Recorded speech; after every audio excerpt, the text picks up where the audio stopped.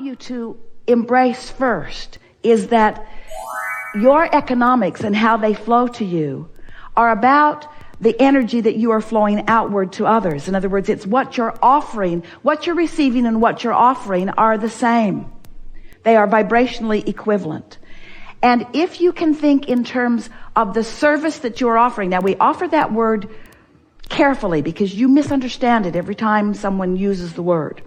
But in this conversation that we're having, where we've agreed that economics is all about serving one another, in other words, it's what it all is, then as you acknowledge that your contribution, what you are offering to this mix, is of value to others, once you go there, now your understanding of economics is in a whole new place that can serve you in a whole new way.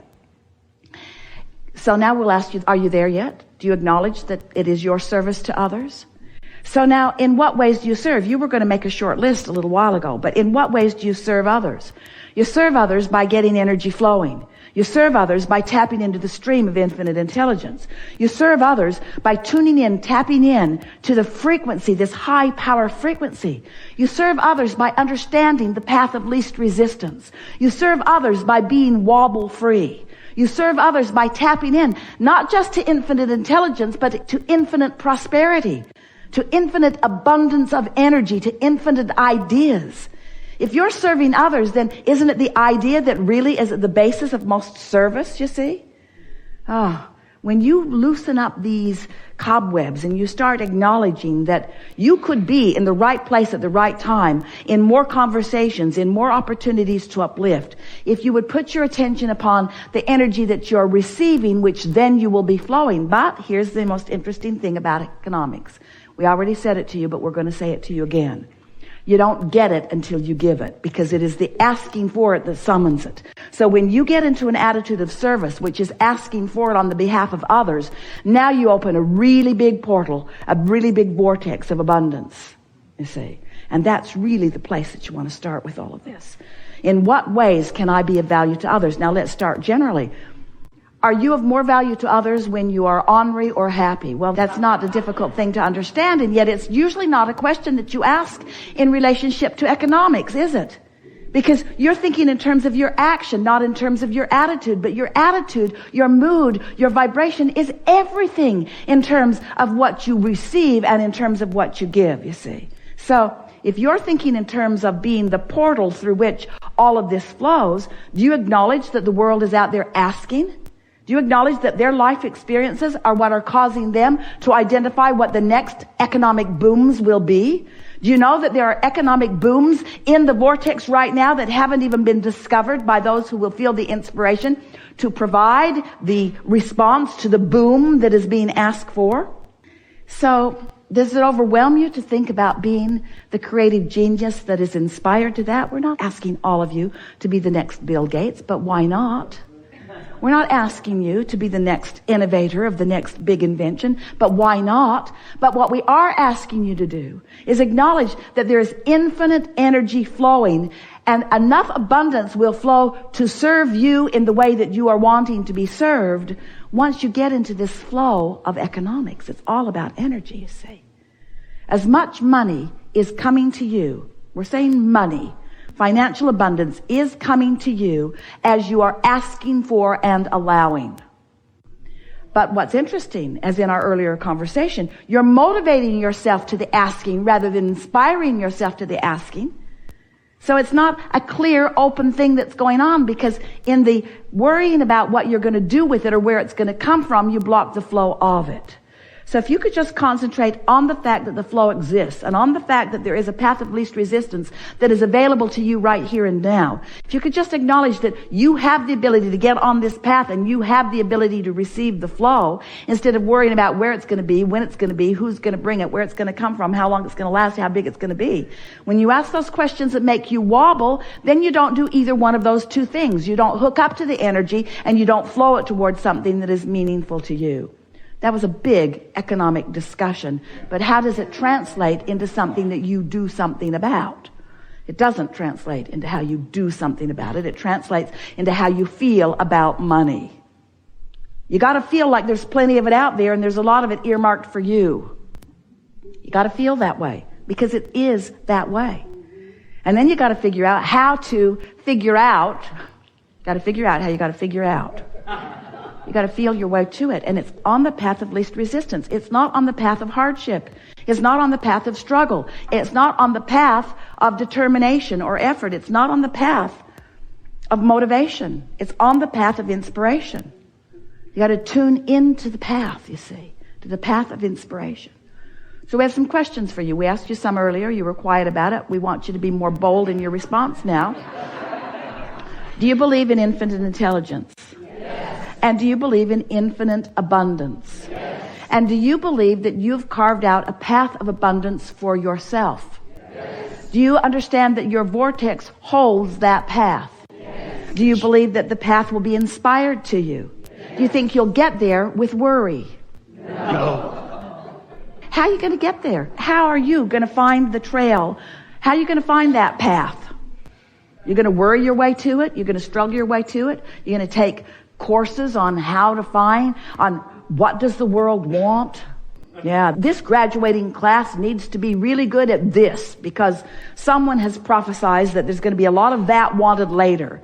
Do you want to do that? No. Do you want to do that? No. Well, you better want to do that because that's where all the money's going to be later. So you better figure out how to get good at doing something that you don't want to do because that's where the economy is going.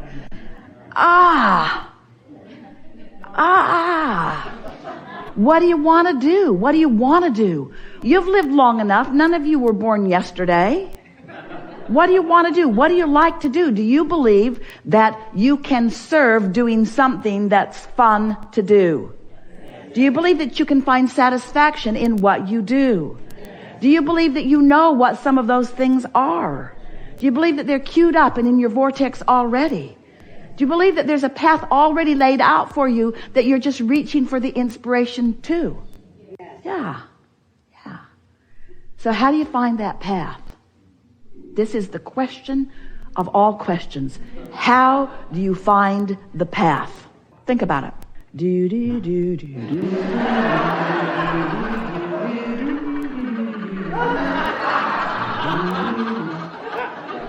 How do you find the path?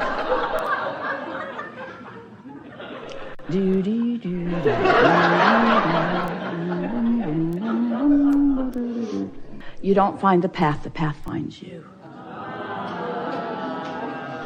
It's an inspired path. It's not a motivated path. The path will find you. But you got to stay in that general place. You got to be in that place. You've got to highlight within you what matters to you. I like freedom and I like fun and I like inspiration. I like great ideas and I like being of value. And I like sniffing out the trail and I like following the trail and I like where the trail leads. The path will find you. You've just got to do the wobble-free work, you see. The path will find you. There was somebody at the Cancun retreat that said that a brother-in-law that he didn't know existed gave him an enormous amount of money. It just appeared in the universe. Something that he had not expected at all. Well, it's like that. It's just like that. Curious if there's like an advanced level. Yeah. You all have huge inheritances. You do. Huge inheritances. But you got to put yourself in the place of receiving the inheritance. Sometimes the inheritance comes in the form of money deposited right to your account. And you all think, yeah, that's the method I choose. But sometimes it comes in the form of an idea. Sometimes it comes in the form of a collective experience with others. And depending upon who you are and what you want, it will satisfy all of those things, you see. You think that you would like a big pile of money to descend on you. And for a while it would be fun because you would do the things that you haven't been doing that you feel that you need the money in order to do. But it would not be a long-lasting, satisfying experience because it's not the clump of money that you're reaching for. It's the flow of money. It's not the destination that you're reaching for. It's the reason to go on the journey. And so when we said the path will find you, the path has already found you. It's just an eternally unfolding path. It will continue to surprise and delight you, you see. You just got to decide that you want to feel good and that you want to have fun, and what matters to you is this. Esther will say it. What matters to me, Esther says every day, what matters to me is clarity. Because that means alignment. And then she'll say, and fun. Because clarity is fun. Clarity is fun. That's what matters. Fun and clarity. That's all I need. Just fun and clarity. That's all I need. And friends. Just fun and clarity and friends. That's all I need. Fun and clarity and friends. Friends to have fun with and friends to experience clarity with. That's all I need is just fun and clarity and friends and places to go with my friends. Fun and clarity and friends and places to go with my friends. Fun and clarity and friends and places to go with my friends. And really good food. Fun and clarity and friends and places to go with my friends where there's really good food. That's all I need.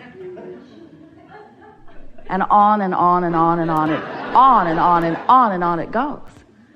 Occurred to Esther the other day. She's sitting and writing and journaling and sketching and drawing focus wheels and thrilling herself with clarity and feeling appreciation for that and that and that and that and that. She got such momentum for appreciation going, and then she suddenly began thinking of all the things that had led to all the things that she was feeling appreciation for. And the list just went on and on. She was sort of feeling the background of all of it and realizing that all of that that is now in her background was in the foreground for someone at some time. It was someone's leading edge. Now it's the background for her. Now it's the basis for her where she stands in her leading edge. But everyone has always been looking forward, it occurred to her. They've all been looking forward, and everything that has been before is all pointed toward where I am now. And suddenly she felt herself at the pinnacle, at the point, at the receiving end of this huge funnel of well-being. Everything that had ever happened before, it felt like it all had happened for the benefit of her standing right here, right now. All of it. Everything everyone had ever thought, everything that everyone had ever wanted, every road that had ever been built, every FedEx truck that would ever gotten on the road to bring her something that she just ordered from Amazon yesterday. In other words, everything in all of the universe felt as if it existed for this moment in time, for this leading edge beingness, for this culmination of who she is right here, right now. And you know what? She's right. But as she figured that out, now she's standing in a place of worthiness like she has never stood in before. All of this for me, all of these thoughts for me, all of this benefit for me, all of this transportation, all of this economics, all of this industry, all of this technology, all of this for me, all of this for the benefit of what I see here and here and here and here and here.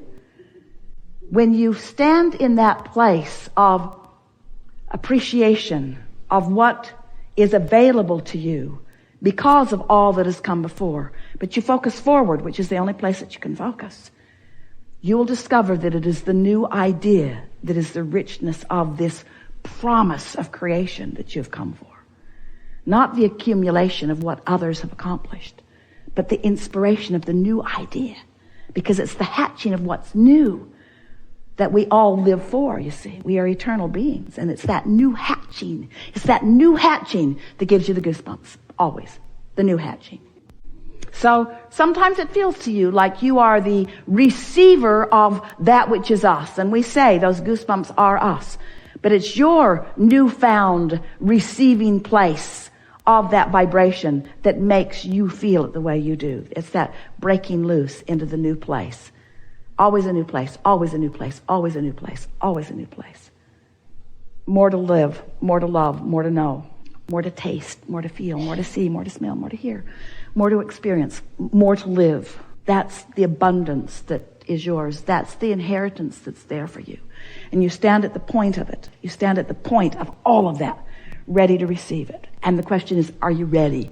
Are you ready? Do you really love yourself? Have you practiced that? How mad have you been at others? That blocks what flows to you. How allowing are you of others? Because that opens what flows to you.